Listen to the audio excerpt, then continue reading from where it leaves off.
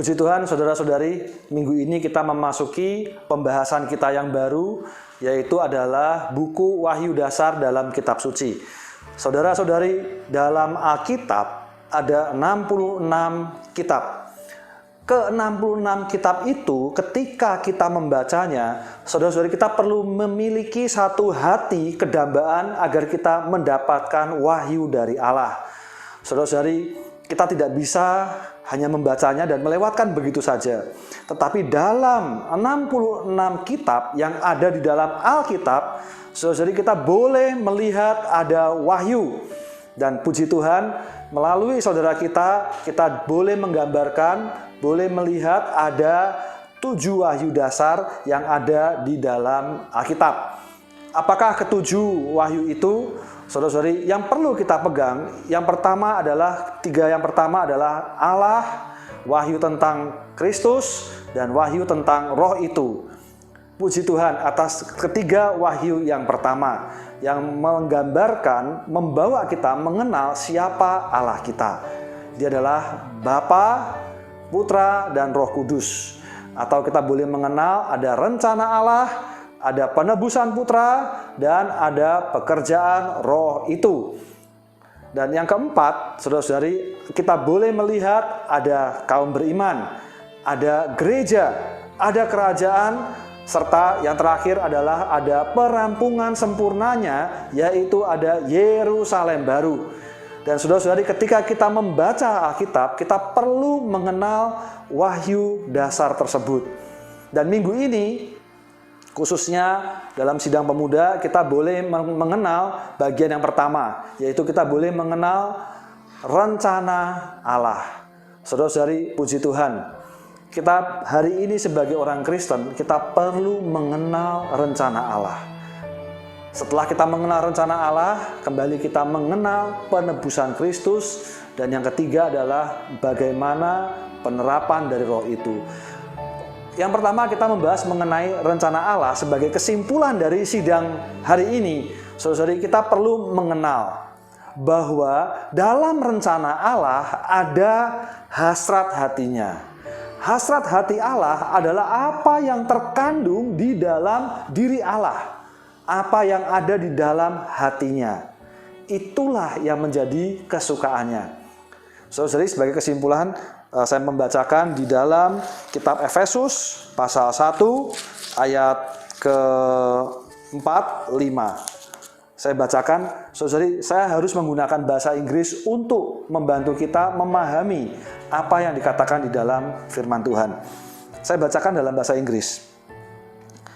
Even as he chose us in him before the foundation of the world, to be holy and without blemish before him in love, predestinating us unto sonship through Jesus Christ to himself, according to the good pleasure of his will. Saudara-saudari, dari dua ayat ini kita boleh melihat bahwa Anda dan saya telah dipilih sebelum dunia dijadikan. Untuk apa?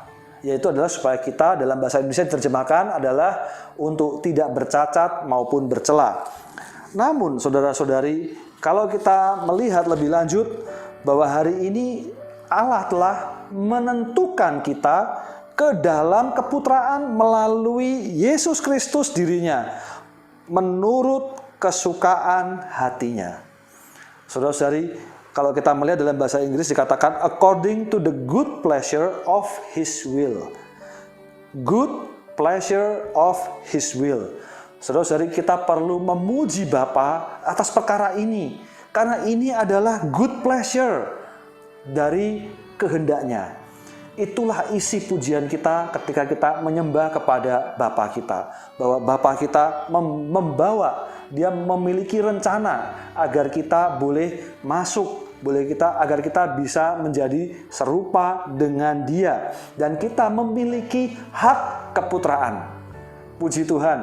Lalu saudara-saudari, di dalam ayat 9 dan 10, di sini kita boleh melihat Efesus pasal 1 ayat 9 dan 10. Saya bacakan dalam bahasa Inggris. Making known to us the mystery of his will, according to his good pleasure, which he proposed in himself, unto the economy of the fullness of the time, to head up all things in Christ, the things in the heavens and the things on the earth in him. Saudara-saudari, hari ini kita boleh melihat melalui ayat ini bahwa apa yang sesuatu bersifat misteri telah diberitahukan kepada kita menurut kesukaan hatinya.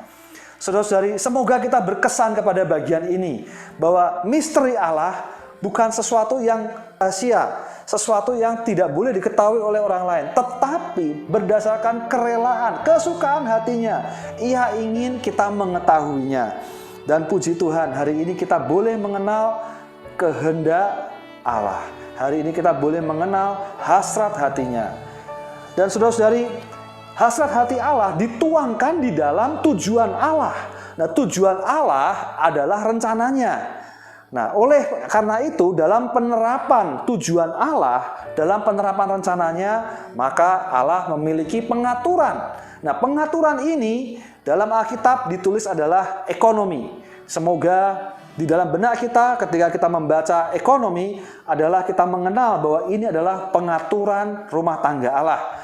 Saudara-saudari, di dalam pengaturan rumah tangganya kita perlu mengenal bahwa apa yang diatur, mengapa dia harus mengatur. Tidak lain dan tidak bukan adalah untuk menyalurkan dirinya sendiri dan apa adanya dia kepada kita semua. Inilah ekonomi Allah.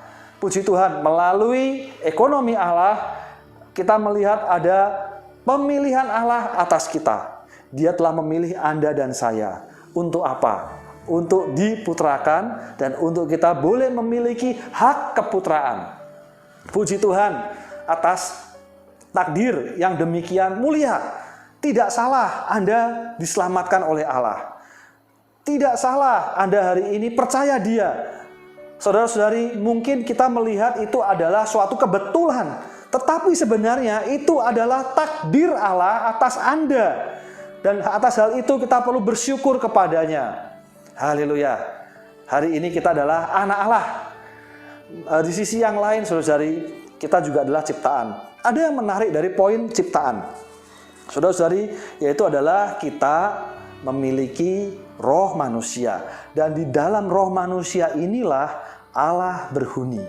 Allah Tritunggal, Bapa, Putra, dan Roh Kudus, Dia menggarapkan, bekerja di dalam kita. Di mana yang utama adalah di dalam roh kita.